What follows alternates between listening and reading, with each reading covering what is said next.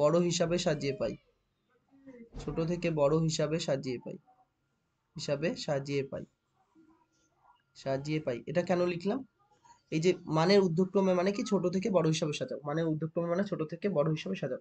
কি কি রয়েছে দেখো, হাইড্রোজেন রয়েছে প্রথমে, হাইড্রোজেন রয়েছে, তারপর কি রয়েছে, কয়লা রয়েছে, তারপরে কি রয়েছে, এলপিজি রয়েছে, লিকুইড পেট্রোলিয়াম গ্যাস, তারপর ডিজেল রয়েছে, আর কি রয়েছে, কেরোসিন।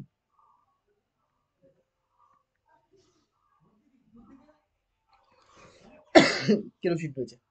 দেখো হাইড্রোজেনেরটা আমরা বলেছি কত, 150, কি হবে, এত কিলোজুল পার গ্রাম, 150। কয়লারটা কত হয়, 25 থেকে 30 হয়, এগুলো একটু মুখস্থ করতে হবে, 25 থেকে 30 কিলোজুল পার, কবার লিখলে মুখস্থ যাবে, 25 থেকে 30 কিলোজুল। একইভাবে এলপিজিরটা কত ছিল, 50 কিলোজুল পার গ্রাম। ডিজেল কত ছিল দেখো, ডিজেল 45 পার গ্রাম। আর কেরোসিন কত ছিল, 48, কেরোসিন কত হবে, 48 কিলোজুল পার গ্রাম। এগুলো ছিল।